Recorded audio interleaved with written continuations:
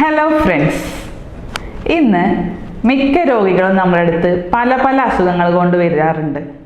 തലവേദന, പനി, വിട്ടുമാറാത്ത ഇൻഫെക്ഷൻസ്, സന്ധിവേദന, പിന്നെ കുട്ടികൾക്കാണെങ്കിൽ ക്ഷീണം, പഠിക്കാൻ ബുദ്ധിമുട്ട്, പെട്ടെന്ന് ഉറക്കം വരിക, ഇത്തരം പല പല അസുഖങ്ങൾ കൊണ്ട് അല്ലെങ്കിൽ ലക്ഷണങ്ങൾ കൊണ്ട് വരാറുണ്ട്. പക്ഷേ ഇത്തരം അസുഖങ്ങൾക്ക് നമ്മൾ ഓരോന്ന് ചികിത്സിക്കുകയാണെങ്കിൽ അത് പല പല മെഡിസിൻസ് ആയിരിക്കും അതിൽ വരിക. പനിക്ക് പാരാസെറ്റമോൾ, അല്ലെങ്കിൽ വേറെ തലവേദനയ്ക്ക് വേറെ പെയിൻ കില്ലേഴ്സ്, അങ്ങനെ ഓരോന്ന് അങ്ങനെ കൊടുക്കേണ്ടി വരും. അപ്പോൾ അങ്ങനെ നമ്മൾ മെഡിസിൻ എടുക്കാതെ ഈ ഒരു എല്ലാ അസുഖങ്ങളുടെയും പിന്നിൽ നമ്മളൊരു ബ്ലഡ് ടെസ്റ്റോ കാര്യങ്ങളോ ചെയ്ത് നോക്കിയാൽ ഒരു കോമൺ ആയിട്ടുള്ളൊരു പ്രശ്നം അവർക്ക് ഉണ്ടാവും. ഈ രക്തത്തിലുള്ള എന്തെങ്കിലും അഭാവങ്ങൾ, അതായത് നമ്മൾ അനീമിയ എന്ന് പൊതുവെ പറയും, അതായത് രക്തക്കുറവ് എന്ന് പറയുന്ന ഒരു കണ്ടീഷൻ. ആ ഒരു കണ്ടീഷൻ കൊണ്ടാണ് നമുക്ക് മിക്ക ആൾക്കാർക്കും പൊതുവെ ഇത്തരം ലക്ഷണങ്ങൾ കണ്ടുവരുന്നത്. അപ്പോൾ എന്താണ് അനീമിയ അല്ലെങ്കിൽ രക്തക്കുറവ്, അതെങ്ങനെ നമുക്ക് കണ്ടെത്താം, അതെങ്ങനെ എഫക്റ്റീവായിട്ട് നമുക്ക് ട്രീറ്റ് ചെയ്ത് മാറ്റാം എന്നുള്ളതിനെക്കുറിച്ചാണ് ഞാനിന്ന് പറയാൻ പോകുന്നത്. ഞാൻ doctor Shahala CH, doctor Basil's homeo hospital, Pandikkad, Malappuram ജില്ല.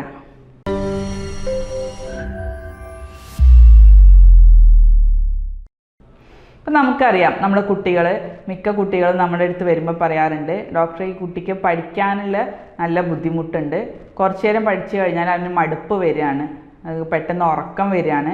ചില സ്ത്രീകളാണെങ്കിലും തന്നെ ഒരു ഉന്മേഷക്കുറവ്, ഉറക്കക്കുറവ്, ഉറങ്ങാൻ കിടന്നാൽ തന്നെ ഉറക്കം ശരിയായി കിട്ടാത്തൊരവസ്ഥ, പ്രായമായവരിൽ സന്ധിവേദന എന്നിങ്ങനെ പല പല ലക്ഷണങ്ങളുമായിട്ടാണ് ആൾക്കാർ വരാറുള്ളത്. അപ്പോൾ ഞങ്ങൾ ആദ്യം തന്നെ പറയുന്നത് ഒരു ബ്ലഡ് ടെസ്റ്റ്, ഒരു റുട്ടീൻ ബ്ലഡ് ടെസ്റ്റ് നമുക്ക് ലാബിൽ പോയി ഒന്ന് ചെയ്ത് നോക്കാം. അപ്പോൾ അതിൽ നമുക്ക് കാണാം ഒരു ഹീമോഗ്ലോബിനോ RBC എന്തെങ്കിലും ഒരു കുറവ് അവർക്ക് ഉണ്ടാവും. അതിനെയാണ് നമ്മൾ പൊതുവെ അനീമിയ എന്ന് പറയുന്നത്. അപ്പോൾ അനീമിയ എന്ന് വെച്ചാൽ രക്തത്തിലുള്ള ഒരു ഘടകമാണ് ഹീമോഗ്ലോബിൻ. ആ ഹീമോഗ്ലോബിൻ്റെ ലെവല് നോർമലി അത് 12 മുതൽ 14 ഗ്രാം വരെ അത് കാണാറുണ്ട്. അതിലേറെ കുറവ് വരുമ്പോൾ 11 ആവാം, 10 ആവാം, 9 ആവാം, 8 ആവാം. ഈ ഒരു റേഞ്ചിൽ വരുമ്പോഴാണ് അതിനെ അനീമിയ എന്ന് പറയുന്നത്. അത് 6 കുറവാണെങ്കിൽ അതൊരു സിവിയർ കണ്ടീഷനാണ്. അതിലേക്ക് ബ്ലഡ് ട്രാൻസ്ഫ്യൂഷനൊക്കെ നമുക്ക് കൊടുക്കേണ്ടി വരും. സാധാരണ നമ്മൾ പ്രഗ്നൻ്റ് ആയിട്ടുള്ള വുമൻസിനോടൊക്കെ നമ്മൾ പറയാറുണ്ട്, മുഖം നോക്കിയിട്ട് ആകെ ഒരു വിളർത്തിരിക്കുന്ന പോലെ ഉണ്ട് മുഖം കണ്ടിട്ട്. ചില കുട്ടികളുടെ മുഖം കണ്ടാലും കണ്ണിൻ്റെ താഴ്ഭാഗം പരിശോധിച്ചാലും അറിയാം, ഒരു വിളർത്ത പോലെ അവരിത് കാണാറുണ്ട്. ഇത് അനീമിയൻ്റെ ഒരു ലക്ഷണമാണ്. അപ്പോൾ എന്തുകൊണ്ടാണ് ഈ അനീമിയ വരുന്നതെന്ന് നോക്കാം. അതിൽ ഒന്നാമത്തേതായിട്ട് നമുക്ക് നോക്കേണ്ടത് ഒരു ബ്ലഡിലുള്ള RBC അല്ലെങ്കിൽ ഹീമോഗ്ലോബിൻ്റെ പ്രൊഡക്ഷൻ കുറയുന്നത് കാരണമാണ്. അപ്പോൾ നമുക്കറിയാം, ഈ RBC അല്ലെങ്കിൽ ഹീമോഗ്ലോബിൻ ഉണ്ടാവണമെങ്കിൽ നമുക്ക് കുറേ ന്യൂട്രിയൻസ് ബോഡിയിൽ വേണം. അത് അയൺ ആയിക്കോട്ടെ, വൈറ്റമിൻ B12, ഫോളിക് ആസിഡ് തുടങ്ങിയ ഒട്ടനവധി ന്യൂട്രിയൻസുകളൊക്കെ ഉണ്ടെങ്കിൽ ഈ ഹീമോഗ്ലോബിൻ്റെ അല്ലെങ്കിൽ ഈ ചുവന്ന രക്താണുക്കളുടെ പ്രൊഡക്ഷൻ എഫക്റ്റീവായിട്ട് നടക്കുകയുള്ളൂ. അപ്പോൾ ആ ന്യൂട്രിയൻസ് നമുക്ക് ബോഡിയിലേക്ക് സപ്ലൈ ചെയ്യാൻ കഴിഞ്ഞിട്ടില്ലെങ്കിൽ അവയുടെ പ്രൊഡക്ഷനും താനേ കുറയും. അങ്ങനത്തെ കണ്ടീഷൻ കൊണ്ടാണ് അനീമിയ ഉണ്ടാവുന്നത്. അതിന് ഒന്നാമത്തെ കാരണം അയൺ ഡെഫിഷ്യൻസി ഉണ്ടാവാം, 2 വൈറ്റമിൻ B12 ഡെഫിഷ്യൻസി കാരണം ഉണ്ടാവാം, അല്ലെങ്കിൽ ഫോളിക് ആസിഡ് ഡെഫിഷ്യൻസി കൊണ്ട് ഉണ്ടാവാം. അപ്പോൾ ഇത്തരത്തിലുള്ള അനീമിയകളെ പൊതുവെ ഡെഫിഷ്യൻസി അനീമിയാസ് എന്നാണ് പൊതുവെ പറയാറുള്ളത്. അപ്പോൾ ഇതിൽ നമ്മൾ ശ്രദ്ധിക്കേണ്ടത് ഭക്ഷണത്തിൽ നമ്മൾ പരമാവധി അത്തരം ന്യൂട്രിയൻസുകൾ ഉൾപ്പെടുത്തുക. അതായത് ഇരുമ്പടങ്ങിയ ഭക്ഷണങ്ങൾ, വൈറ്റമിൻസ് അടങ്ങിയ ഭക്ഷണങ്ങൾ കൂടുതൽ ഡയറ്റിൽ ഉൾപ്പെടുത്തി കഴിഞ്ഞാൽ ഇത്തരം അനീമിയകൾ നമുക്ക് ചെറുക്കാനാവും.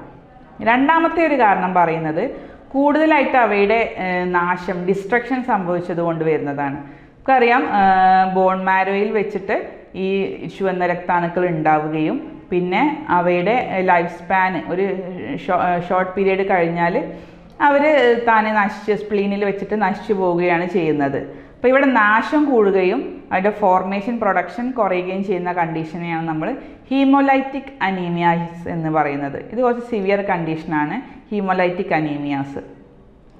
പിന്നെ വരുന്നത് സ്ത്രീകളിൽ പൊതുവെ പ്രഗ്നൻസി പീരീഡിൽ കാണുന്നുണ്ട്. പ്രഗ്നൻസി പീരീഡ് നമുക്കറിയാം, ഗർഭസ്ഥ ശിശുവിൻ്റെയും ആ പ്രഗ്നൻ്റ് ആയുള്ള വുമൻ്റെയും ന്യൂട്രീഷണൽ നീഡ്സ് കുറച്ച് കൂടുതലായിരിക്കും. അതുകൊണ്ട് തന്നെ രക്തത്തിൻ്റെ അളവും താരതമ്യേന അവർക്ക് കുറവായിരിക്കും. അപ്പോൾ ആ കണ്ടീഷനിൽ നമ്മൾ അയൺ സപ്ലിമെൻറ്റ്സുകൾ അല്ലെങ്കിൽ കാൽഷ്യം സപ്ലിമെൻറ്റ്സ് ഒക്കെ കൊടുത്തു വരാറുണ്ട്.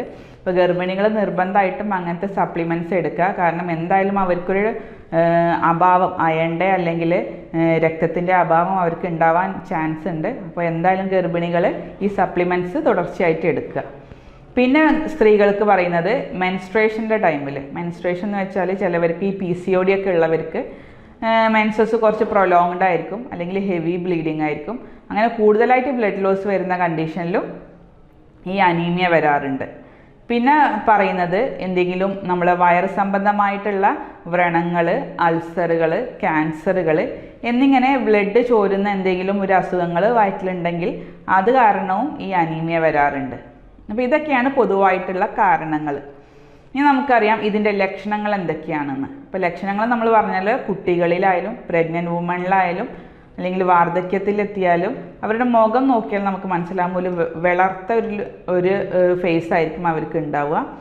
പിന്നെ തലവേദന, തലകറക്കം, തലചുറ്റൽ, അതുപോലെ തന്നെ ക്ഷീണം, പിന്നെ ഇടയ്ക്കിടയ്ക്ക് പനി വരിക, ഇൻഫെക്ഷൻസ് ഇടയ്ക്കിടയ്ക്ക് വരിക. പിന്നെ സ്ത്രീകളാണെങ്കിൽ പീരിയഡ്സ് കറക്റ്റ് ആവാതിരിക്കുക, ഹെവി ബ്ലീഡിങ്ങോ അല്ലെങ്കിൽ ബ്ലീഡിങ് കുറയുക, അങ്ങനത്തെ എന്തെങ്കിലും ഒരു കണ്ടീഷൻ വരിക. പിന്നെ അതുപോലെ തന്നെ സ്ത്രീകൾക്കാണെങ്കിൽ കുറച്ച് പണിയെടുത്താൽ തന്നെ പെട്ടെന്ന് ക്ഷീണം വരിക, ഉറക്കം വരുന്നുണ്ടാവും, പക്ഷേ കിടന്നാൽ ഉറക്കം മുറുകെ കിട്ടാത്തൊരവസ്ഥ വരുന്നുണ്ട്. പിന്നെ സന്ധിവേദന, കൈകാലുകളിൽ വേദന, തരിപ്പ് കാര്യങ്ങളെല്ലാം ഈ രക്തക്കുറവ് കാരണം നമുക്ക് കാണാൻ പറ്റും. അപ്പോൾ ഒട്ടനവധി ലക്ഷണങ്ങളാണ് ഈ അനീമിയ കാരണം ഉണ്ടാകുന്നത്. ഇതൊരു ഡിസീസ് കണ്ടീഷൻ അല്ല, ഒരു സിംറ്റമായിട്ടാണ്, ഒരു ലക്ഷണമായിട്ടാണ് നമ്മൾ ഈ അനീമിയയെ പറയുന്നത്. അപ്പോൾ ഇത്തരത്തിലാണ് ലക്ഷണങ്ങൾ നമ്മൾ കാണുന്നത്. ഇനി എങ്ങനെ നമുക്കിതിനെ കണ്ടെത്താം? പല ആൾക്കാരിലും ഇത് കണ്ടെത്താതെ പോകുന്നുണ്ട്. അതുകൊണ്ട് തന്നെ ഓരോ അസുഖങ്ങൾക്കും അവർ പല പല ട്രീറ്റ്മെൻറ്റ്സും എടുത്തിട്ട് പല ഗുളികകളും അല്ലെങ്കിൽ പല മരുന്നുകളും അനാവശ്യമായിട്ട് അവർ ഉപയോഗിച്ച് കണ്ടുവരുന്നുണ്ട്. അപ്പോൾ അത് ഒഴിവാക്കാനായി നമ്മൾ ആദ്യം ചെയ്യേണ്ടത് ഒരു റുട്ടീൻ ബ്ലഡ് ടെസ്റ്റ്, ഒരു ചെറിയ പൈസ അതിനുണ്ടാവുള്ളൂ, ഒരു റുട്ടീൻ ബ്ലഡ് ടെസ്റ്റ് ചെയ്യുക. അതിൽ ഹീമോഗ്ലോബിൻ്റെ അളവ് എത്രയാണെന്ന് നോക്കുക.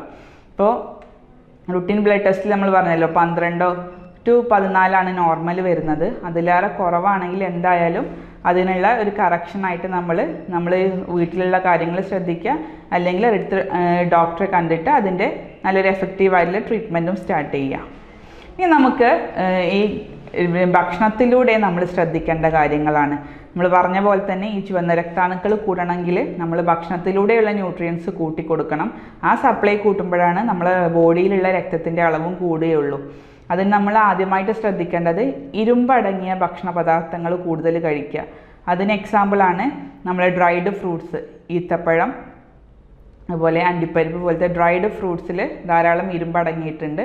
പിന്നെ നമ്മൾ ധാന്യങ്ങൾ, അതായത് രാഗി, ബജ്ര തുടങ്ങിയ ധാന്യങ്ങൾ ധാരാളം ഇരുമ്പടങ്ങിയിട്ടുണ്ട്. പിന്നെ പച്ചക്കറികൾ, ഇലക്കറികൾ മെയിനായിട്ട് ചീര, മുരിങ്ങ, അങ്ങനത്തെ ഡാർക്ക് ലീഫി വെജിറ്റബിൾസ്, നല്ല പച്ച കളറിലുള്ള ഡാർക്ക് പച്ച നിറത്തിലുള്ള ഇലക്കറികൾ കൂടുതൽ കഴിച്ചാൽ അതിൽ കൂടുതൽ ഇരുമ്പടങ്ങിയിട്ടുണ്ട്. പിന്നെ നമ്മൾ പാലുൽപ്പന്നങ്ങൾ, പിന്നെ അതുപോലെ മുട്ട, ഇവയെല്ലാം ഈ അയൺ കണ്ടൻറ്റ് ബോഡിയിൽ കൂടാൻ വളരെയധികം സഹായിക്കും. ഈ അയൺ കൂടിക്കഴിഞ്ഞാൽ ഈ ഇവയുടെ ഹീമോഗ്ലോബിൻ്റെ പ്രൊഡക്ഷനും കൂടും. ഇനി നമ്മൾ ശ്രദ്ധിക്കേണ്ടത് ഫ്രൂട്ട്സിൽ നമ്മൾ മാങ്ങ വളരെ നല്ലതാണ്. മാങ്ങയുടെ തൊലിയിൽ നല്ലോണം ഈ ഒരു അയൺ കണ്ടൻറ്റ് ഉണ്ട്. അപ്പോൾ നമ്മൾ മാങ്ങ കഴിക്കുമ്പോൾ അതിൻ്റെ തൊലി കളയാതെ തന്നെ മുഴുവനായിട്ട്, നാടൻ മാങ്ങയൊക്കെ ആണെങ്കിൽ മുഴുവനായിട്ട് കഴിക്കാൻ ശ്രദ്ധിക്കുക.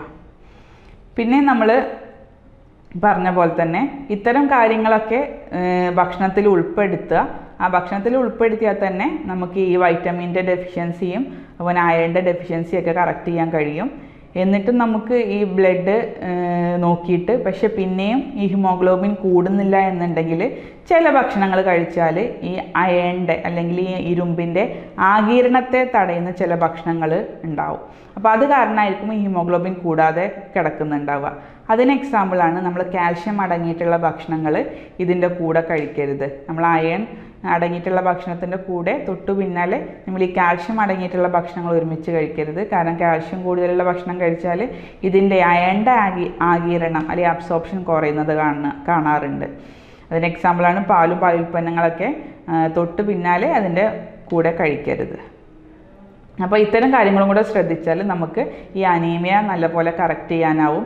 അതുകൊണ്ട് തന്നെ ഈ കുട്ടികളിൽ കാണുന്ന നമുക്കറിയാം പഠിക്കാനുള്ള മടിയൊക്കെ നമ്മൾ വിചാരിക്കും അവർക്കുള്ള മടി കാരണമാണ് എൻ്റെ കുട്ടികൾക്ക് ഇങ്ങനത്തെ പ്രശ്നങ്ങൾ വരുന്നതെന്ന് വിചാരിക്കുക. പക്ഷെ അതായിരിക്കില്ല, അവർക്കുള്ള ബ്ലഡ് കുറവ് കൊണ്ടായിരിക്കാം അവർക്ക് ഈ ക്ഷീണവും തളർച്ചയും ഉറക്കമൊക്കെ വരുന്നുണ്ടാവുക. അപ്പോൾ നമ്മൾ അത് പരമാവധി ശരിയായ രീതിയിൽ കണ്ടെത്തി അതിനുള്ള ട്രീറ്റ്മെൻറ്റ് നമുക്ക് അവർക്ക് കൊടുക്കുക. പിന്നെ പ്രഗ്നൻ്റ് ആയാലും നമ്മൾ ശ്രദ്ധിക്കേണ്ടത് ഈ അയൺ സപ്ലിമെൻറ്റ്സ് റെഗുലറായിട്ട് എടുക്കുക. കാരണം അത് കുട്ടീനെയും അതുപോലെ മദറിനെയൊക്കെ ബാധിക്കുന്ന ഒരു പ്രശ്നമാണ് ഈ അനീമിയ. നേരത്തെ പ്രസവം നടക്കാനും കുട്ടിക്ക് വേഗം ഇൻഫെക്ഷൻസ് ഒക്കെ വരാനുള്ള വളരെയധികം ചാൻസ് ഉണ്ട്. അപ്പോൾ ഗർഭിണികളും കൂടുതലായിട്ട് ഇത്തരം കാര്യങ്ങൾ ശ്രദ്ധിക്കുക. അപ്പോൾ ഇങ്ങനത്തെയുള്ള ഉപകാരപ്രദമായിട്ടുള്ള വീഡിയോ നിങ്ങൾ പരമാവധി എല്ലാവരിലേക്കും എത്തിക്കുക. ഇത്തരം കാര്യങ്ങളിൽ എന്തെങ്കിലും സംശയങ്ങളുണ്ടെങ്കിൽ നിങ്ങൾക്ക് നേരിട്ട് വിളിക്കാവുന്നതാണ്, അല്ലെങ്കിൽ താഴെ കാണുന്ന വാട്സപ്പ് നമ്പറിൽ നിങ്ങൾക്ക് മെസ്സേജ് അയക്കാവുന്നതാണ്. അപ്പോൾ ഇത്രയും പറഞ്ഞുകൊണ്ട് ഞാൻ നിർത്തുന്നു. നന്ദി, നമസ്കാരം.